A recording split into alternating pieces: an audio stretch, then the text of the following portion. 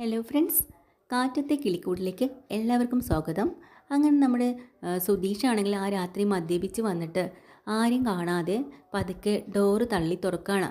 എന്നിട്ട് വീണ്ടും വീണ്ടും സുധീഷിൻ്റെ മനസ്സിൽ നിധിയോടുള്ള ആ ഒരു വല്ലാത്തൊരു ദേഷ്യം വന്നുകൊണ്ടിരിക്കുക. പലതവണ സുധീഷിനെ ഒഴിവാക്കിയില്ലേ, എന്നിട്ട് മറ്റുള്ളവരുടെ മിണ്ടുകയും ചിരിക്കുകയും തമാശ പറയുകയും ഒക്കെ ചെയ്യുന്നില്ലേ. പലതവണ അവരുടെയൊക്കെ മുന്നിൽ വെച്ച് സുധീഷിനെ ഒരുപാട് വഴക്ക് പറയുകയും ദേഷ്യപ്പെടുകയും ഒക്കെ നിധി ചെയ്തിട്ടുണ്ട്. ഇതെല്ലാം മനസ്സിൽ ഓർത്തോർത്താണ് അകത്തേക്ക് കയറി ചെല്ലണം. നിധി നല്ല ഉറക്കത്തിലാണ് കേട്ടോ. മിണ്ടാതെ പോയി ആ കട്ടിലിൻ്റെ അടുത്തേക്ക് ചെന്ന് കിടക്കുകയാണ്. നിധി ഒന്ന് തിരിഞ്ഞിങ്ങനെ കിടക്കുമ്പോൾ ഒരു വല്ലാത്ത സ്മെല്ലടിക്കുന്നുണ്ട്, മുമ്പിൽ ആരോ ഇരിക്കുന്ന പോലെ. അങ്ങനെ പെട്ടെന്ന് തന്നെ കണ്ണു തുറന്ന് നോക്കുമ്പോൾ സുധീഷാണ് ഫ്രണ്ടിൽ. ചാടി എണീക്കാട്ടോ നമ്മുടെ നിധി പേടിച്ച് വിറച്ചിട്ട്, അയ്യോ സുധീഷ് എന്താ ഇവിടെ, ഇറങ്ങിപ്പോ സുധീഷ്. എടി നിധി, നീ എന്തിനാ ഇങ്ങനെ അടുത്ത് ബഹളം വയ്ക്കുന്നേ? ഞാനല്ലേ നിൻ്റെ അടുത്ത് വന്നേ, വേറെ ആരുമില്ലല്ലോ. ഞാൻ നിൻ്റെ ആരാ? ഭർത്താവല്ലേ. ഭർത്താവിന് എന്താ ഭാര്യയുടെ അടുത്ത് വരാൻ പാടില്ല എന്നുണ്ടോ? സുധീഷെ, മര്യാദയ്ക്ക് നീ ഇറങ്ങി പോകണുണ്ടോ? ഞാനിപ്പോൾ ഇവിടെ കിടന്ന് ഒച്ച വയ്ക്കും. എന്തിനാ ഒച്ച വെക്കണേ? അതിന് വേറെ ആരുമല്ല നിൻ്റെ അടുത്ത് വന്ന്. ഞാൻ കെട്ടി താലി നിൻ്റെ കഴുത്തിൽ കിടപ്പുണ്ട്. നീ എൻ്റെ ഭാര്യ തന്നെയല്ലേ. നിൻ്റെ ഭർത്താവല്ലേടി ഞാൻ. പിന്നെ എന്തിനാ നീ പേടിക്കണേ? അപ്പോൾ തന്നെ നിധി ആകെ പേടിച്ച് വിറച്ചു വിട്ടു. കാരണം സുധീഷ് രണ്ടും കൽപ്പിച്ചാണെന്ന് മനസ്സിലാക്കുകയാണ്. നിധി അവിടെ നിന്ന് ചാടി എണീറ്റ് പോകുമ്പോൾ നിധിയെ പുറകെ പോകുന്നുണ്ട് പിടിക്കാനായിട്ട്. ആ മതിലിലേക്ക് നിധി ചാരി നിൽക്കുന്നുണ്ട്. ഡോറ് തുറക്കാനും ഒന്നിനും പറ്റുന്നില്ല. ഇതിനിടയ്ക്ക് നമ്മുടെ സുധീഷ് എന്താ ചെയ്യുന്നത് വെച്ചാൽ കുറ്റി അങ്ങ് ഇടുകയാണ്. നേരത്തെ ഒന്നും കുറ്റി ഇട്ടിട്ടുണ്ടായിരുന്നില്ല. അപ്പോൾ നിധി പറയാണ്, ഞാൻ ഇവിടുന്ന് ഒച്ച വെച്ച് എല്ലാവരെയും വിളിച്ചുണർത്തും. സുധീഷ് അങ്ങോട്ട് മാറുന്നു. സുധീഷേ, കളിക്കരുതേ, ഈ സ്വഭാവം നല്ലതല്ല, മാറിക്കോ, ഇങ്ങനെയൊന്നും എന്നോട് കാണിക്കരുത്. എന്താടി നീ പറയണത്? നീ വീണ്ടും വീണ്ടും എന്തിനാടി എന്നെ ഇങ്ങനെയൊക്കെ പറയണത്? നിനക്ക് എന്നെ കണ്ണെടുത്താൽ കണ്ടുകൂടെ? ഇവിടെ ബാക്കി എല്ലാവരെയും നിനക്ക് ഒരു കുഴപ്പമില്ലല്ലോ. അവരോടൊക്കെ നീ എന്തുമാത്രം സ്നേഹമാണ് കാണിക്കുന്നത്. ഓ, എന്നോട് നിനക്ക് മിണ്ടാൻ ഇത്ര വരുത്തം എന്താ? ഞാൻ ആരാടി? ഞാനല്ലേടി നിന്നെ ഇങ്ങോട്ട് കൊണ്ടുവന്നത്. ഞാനല്ലേ നിൻ്റെ ഭർത്താവ്. അതിന് ശേഷമല്ലേ ഇവിടെ നിനക്ക് ഏട്ടന്മാരും ആങ്ങളമാരും ഒക്കെ ഉണ്ടായത്. എപ്പോൾ ഞാൻ നിന്നെ തൊട്ടാൽ എന്താ കുഴപ്പം? ഭാര്യയുടെ ദേഹത്ത് തൊടേണ്ട അവകാശം ഭർത്താവിനല്ലേ എന്നും പറഞ്ഞ് വീണ്ടും അങ്ങോട്ട് തൊടാനായിട്ട് പോകുമ്പോൾ നിധി അവിടെ കിടന്ന് അലറി വിളിക്കട്ടെ, സുമേഷേട്ടാ സുമേഷേട്ടാ. സുമേഷൊക്കെ നല്ല ഉറക്കമാണല്ലോ പുറത്ത്. അപ്പോൾ എടി, നീ സുമേഷേട്ടാന്നൊക്കെ പറഞ്ഞ് വിളിക്കണം എന്തിന്? ഞാൻ നിൻ്റെ ഭർത്താവ് തൊട്ടടുത്ത് വരുമ്പോൾ നീ മറ്റുള്ളവരെയൊക്കെ വിളിക്കേണ്ട കാര്യമുണ്ടോ? എന്നും പറഞ്ഞും കൊണ്ട് നമ്മുടെ ഒട്ടും ബോധമില്ലാതെ എന്തൊക്കെയോ പുലമ്പേയും വിളിച്ച് പറയുകയൊക്കെ ചെയ്യുന്നുണ്ട് സുധീഷ്. നിധിയാണെങ്കിൽ കുറേ വിളിക്കുന്നുണ്ട്, സുമേഷേട്ടാ ഋഷിക്ക് സുമേഷേട്ടാ ഇങ്ങനെയാണ് വിളിക്കുന്നത് കേട്ടോ. അവസാനം സുമേഷ് ഉണരണുണ്ട്. ആ നിധിയുടെ കരച്ചിലല്ലേ കേൾക്കുന്നത്. അങ്ങനെ അവസാനം ഹരീഷിനെയും നിതീഷിനെയും ഒക്കെ വിളിച്ചുണർത്തുന്നുണ്ട്. എടാ നിധിയല്ലേ? ആ അതാ. അങ്ങനെ ഡോറിൻ്റെ അടുത്തേക്ക് ഓടിച്ചു തരുന്നത്. നിധി മോളെ എന്ന് പറഞ്ഞ് ഡോറ് തുറക്കുമ്പോഴത്തേക്കും ഡോറ് അകത്തുനിന്ന് കുറ്റിയിട്ടേക്കുക. അതേ സുമേഷ് ഏട്ടാ, ഇവിടെ ദേ സുധീഷ് ആരും കാണാതെ അകത്ത് വന്നു. ഇവിടെ വന്ന് കിടന്ന് പ്രശ്നം ഉണ്ടാക്കുകയാണ്. ഡോറും കുറ്റിയിട്ടിരിക്കുക എന്ന് പറയാം. എന്താണ് ഇവനകത്ത് കാണിക്കുന്നത്? എടാ സുധീഷേ, നീ മര്യാദയ്ക്ക് ഡോറ് തുറക്കുന്നുണ്ടോ ഇല്ലേ? ഇല്ല. നിങ്ങളെന്തിനാ ഇതിൽ ഇടപെടുന്നേ? ഞാനും എൻ്റെ ഭാര്യയും, ഇവിടെ ഭാര്യയും ഭർത്താവും മാത്രമേ ഉള്ളൂ. നമ്മൾ ഇവിടെ സംസാരിക്കുന്നതിനിടയിൽ നിങ്ങൾക്ക് എന്ത് കാര്യം? നീ എന്തിനാടി അയാളെ വിളിച്ച് വരുത്തുന്നത് എന്നും പറഞ്ഞുകൊണ്ട് സുധീഷ്. അവസാനം കുറേ അവരെല്ലാവരും ട്രൈ ചെയ്യുന്നുണ്ട് കേട്ടോ. എന്തൊക്കെ വന്നാലും സുധീഷ് വാതിൽ തുറക്കില്ല എന്ന് തന്നെയാണ്. അവസാനം പെട്ടെന്ന് തന്നെ നമ്മുടെ നിധി എന്താ ചെയ്യാന്ന് വെച്ചാൽ, സുധീഷ് എന്തായാലും ബോധമില്ലാണ്ട് നിൽക്കില്ല, ഒരൊറ്റ തള്ള അങ്ങോട്ട് വെച്ചു കൊടുക്കുകയാണ്. കട്ടിലേക്ക് അങ്ങ് മറിഞ്ഞ് വീണുണ്ട് കേട്ടോ സുധീഷ്. ആ നേരം കൊണ്ട് ഡോറ് തുറന്ന് കൊടുക്കുന്നുണ്ട് നിധി. അപ്പോഴാണ് സുമേഷും ബാക്കി എല്ലാവരും അകത്തേക്ക് കയറിയിടാ. എന്താ എന്താ മോളെ ഇവിടെ സംഭവിച്ചത്? എന്താ സംഭവിച്ചെന്നോ? ഞാനിവിടെ കിടക്കായിരുന്നില്ലേ? അപ്പോൾ മിണ്ടാതെ ഡോറ് തുറന്ന് വന്നിട്ട് എൻ്റെ അടുത്ത് വന്ന് കിടന്നിരിക്കുന്നു ഈ സുധീഷ്. ആഹാ, ആണോടാ? അതെ, എൻ്റെ ഭാര്യയുടെ അടുത്തല്ലേ ഞാൻ കിടന്നത്. അതിന് നിങ്ങൾക്ക് എന്താ ഇത്ര ചോദ്യം ചെയ്യാനായിട്ട്? അപ്പോഴേക്കും ഉമ്മറത്ത് കിടന്ന അച്ഛനും ഇങ്ങോട്ട് വന്നിട്ടുണ്ട് കേട്ടോ. അപ്പോൾ അയാൾ വിചാരിക്കണം, ഇവയെല്ലാം കുളവാക്കിയല്ലോ, മദ്യപ്പിച്ച് ലെക്ക് ഇട്ടിട്ടാണോ ആ കൊച്ചിൻ്റെ അടുത്തേക്ക് പോണത്? ഇവനൊക്കെ എന്ത് ചെയ്യാൻ എന്ന് അയാളിങ്ങനെ ആലോചിക്കാൻ കേട്ടോ.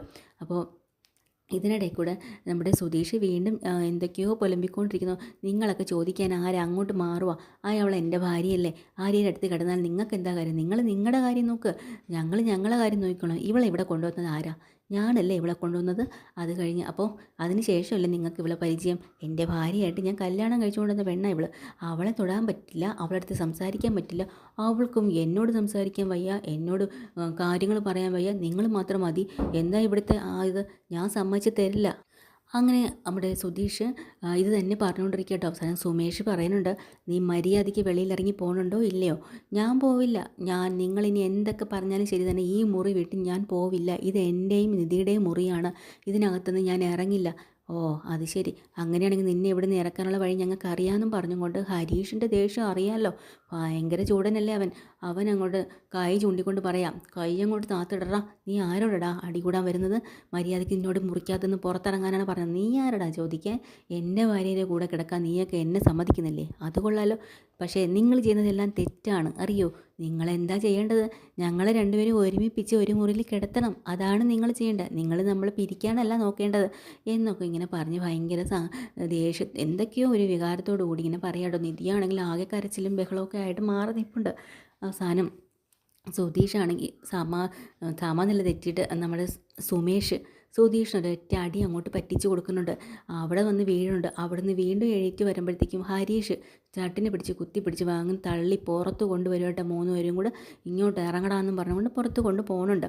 അത് കഴിഞ്ഞിട്ട് പറയാം, മോളെ നീ വിഷമിക്കാത്ത, സോറി, മോള് കതകടച്ച് കിടന്നു. അങ്ങനെ അച്ഛനും വന്ന് പറഞ്ഞിട്ട് മോള് കതകടച്ച് കിടന്നു, എന്തായാലും ചെയ്ത തെറ്റിന് നമ്മൾ ക്ഷമ ചോദിക്കാമെന്നും പറഞ്ഞിട്ട് ഇവനെ പിടിച്ച് അപ്പുറത്ത് കൊണ്ടിട്ടിട്ട് നേരെ ഇപ്പുറത്ത് നിതീഷ് വന്ന് പറയണം, ഏട്ടത്തി സോറി ഏട്ടത്തി, ഏട്ടൻ ഇങ്ങനെ ചെയ്യുമെന്ന് ഞങ്ങൾ വിചാരിച്ചില്ല എന്ന്. അപ്പോൾ സുമേഷിനോട് നിധി പറയുന്നുണ്ട്, സുമേഷ് ഏട്ടാ ഇത് എൻ്റെ വീടല്ലേ, നിങ്ങളെല്ലാവരും എൻ്റെ അല്ലേ എന്ന് വിചാരിച്ചിട്ടാണ് ഞാൻ കതക് പോലും കുറ്റിയിടാതെ അകത്ത് കിടന്നത്. പക്ഷെ അതിങ്ങനെ ആവുമെന്ന് ഞാൻ വിചാരിച്ചില്ല മോളെ. അത് അവൻ കുടിച്ചിട്ട് വന്ന് ബോധമില്ലാണ്ട് മോള് ക്ഷമിക്കണം. ഞങ്ങൾ അവന് വേണ്ടി മാപ്പ് പറയാം. സാരമില്ല, മാപ്പ് പറയാനൊന്നുമില്ല, ഞാൻ കിടന്നോളാം. ശരി മോള് കിടന്നോ. അങ്ങനെ നിധി ഭയങ്കര കരച്ചിലാട്ടോ. നിധിയെ ആശ്വസിപ്പിക്കാൻ പറ്റുന്നുമില്ല. അങ്ങനെ തൊട്ട് അപ്പുറത്തെ റൂമിലേക്ക് കൊണ്ടിട്ട സുധീഷ് അവിടുന്ന് ചാടി എണീക്കുന്നുണ്ട് വീണ്ടും ഇപ്പുറത്തേക്ക് വരാനായിട്ട്. പക്ഷേ ഹരീഷ് ആണെങ്കിൽ അതിന് സമ്മതിക്കുന്നില്ല. ഹരി അവിടെ നിന്നിട്ട് അയാൾക്ക് വീണ്ടും രണ്ടടി കൊടുത്ത് അവിടെ കിടത്താടോ. എത്ര പറഞ്ഞിട്ടും ഈ കള്ളിൻ്റെ ലെക്ക് കെട്ട് കാരണമാണ് ഇങ്ങനെയൊക്കെയാണെന്ന് സുധീഷിനോട് നമ്മുടെ ഹരീഷ് സുമേഷിനോട് പറയാട്ടോ. അപ്പോൾ തന്നെ എന്നാലും ആ കൊച്ചിൻ്റെ റൂമിൽ ഇവൻ കയറി ഇങ്ങനെ ചെയ്ത് കളഞ്ഞല്ലോ, നാണക്കേട്, ഇനി അതിൻ്റെ മുഖത്ത് എങ്ങനെ നോക്കാം. അപ്പോൾ ഹരീഷ് പറയാണ്, ഇനിയിപ്പോൾ ഇതിൻ്റെ പേരും പറഞ്ഞ് അവരിവിടെ നിന്ന് ഇറങ്ങി പോകുമെന്തോ, എനിക്കതാണ് പേടി എന്നിങ്ങനെ ചിന്തിക്കുകയാണ്. എന്തായാലും പോട്ടെ. അങ്ങനെ നമ്മുടെ സുധീഷിനെ പിടിച്ച് വച്ച് ആ കട്ടിലേക്ക് അമർത്തി കിടത്താട്ടോ. ഇനി അവിടെ നിന്ന് എണീക്കില്ലെന്ന് പറഞ്ഞു. അങ്ങനെ ഒരു അബോധാവസ്ഥയിൽ അങ്ങനെ കിടന്ന് സുധീഷ് ഉറങ്ങിപ്പോവാണ്. പിറ്റേ ദിവസം രാവിലെ തന്നെ ഇപ്പോൾ അതുപോലെ എല്ലാവരും ഓരോരോ പണികളൊക്കെ തുടങ്ങുകയാണ്. അപ്പോൾ നിധിയുടെ റൂം അടഞ്ഞു കിടക്കുന്ന കാരണം ഹരീഷ് ഓടി വന്ന് ചോദിക്കുകയാണ്, ഏട്ടത്തി ഇതുവരെ എണീറ്റില്ല? എന്താ? എണീറ്റു, രാവിലെ ഞാൻ കണ്ടിരുന്നു. ഞാൻ ചായയൊക്കെ ഇടുന്ന നേരം കൊണ്ട് അവൾ പോയി ഓഫീസിലൊക്കെ പോകണ്ടേ, കുളിക്കാൻ കയറിയിട്ടുണ്ട്, കുളിച്ചിട്ടൊക്കെ വരട്ടെ. എന്നാലും കുളിച്ചിട്ടിറങ്ങിയാലും ഇത്രയും സമയം വേണോ?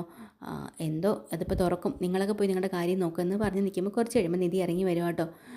നിധിയുടെ അടുത്ത് എല്ലാവരും മാറി മാറി രാത്രി നടന്ന സംഭവത്തിൽ ക്ഷമ ചോദിക്കുന്നുണ്ട്. അപ്പോൾ നിധി പറയാം, എന്തിനാണ് നിങ്ങളെല്ലാവരും എന്നോട് ക്ഷമ ചോദിക്കുന്നത്? സുമേഷ് ഏട്ടനെ എന്നോട് എന്തെങ്കിലും ചെയ്തോ? ഒന്നും ചെയ്തിട്ടില്ല. ഹരീഷോ നിതീഷോ ചെയ്തോ? ആരും ചെയ്തിട്ടില്ല. പിന്നെ സാരമില്ല, അതൊക്കെ പോട്ടെ, ഞാൻ എന്തായാലും ഓഫീസിലേക്ക് ഇറങ്ങാം. മോളെ ലഞ്ച് റെഡിയാക്കിക്കൊണ്ടിരിക്കുന്നേ ഉള്ളൂ, ഒരല്പം നേരം നിൽക്കുക, ചായയെങ്കിലും കുടിച്ചിട്ട് പോ. എനിക്കൊന്നും വേണ്ട സുമേഷ് ഏട്ടാ, എനിക്കൊന്ന് പോയാൽ മതി എന്നിങ്ങനെ പറയാം. അങ്ങനെ നമ്മുടെ നിധി ബാഗെല്ലാം എടുത്ത് ഓഫീസിലേക്ക് പോകാൻ വേണ്ടിയിട്ട് ഇറങ്ങാണ്. നേരെ പോവാട്ടോ. ഇതും കണ്ടുകൊണ്ട് ഇവർ ബാക്കി എല്ലാവരും വല്ലാത്തൊരു സങ്കടത്തിലാണ്. വളരെ മോശമായിപ്പോയി ഇന്നലെ രാത്രി നടന്ന സംഭവം എന്നൊക്കെ പറഞ്ഞ് അവരിങ്ങനെ വിഷമിച്ച് നിൽക്കേണ്ട എപ്പിസോഡിൽ ഡീറ്റെയിൽഡ് എപ്പിസോഡ് വീണ്ടും വരാൻ. ചാനൽ ഇഷ്ടമായി ലൈക്ക് ചെയ്യുക, സബ്സ്ക്രൈബ് ചെയ്യുക. താങ്ക്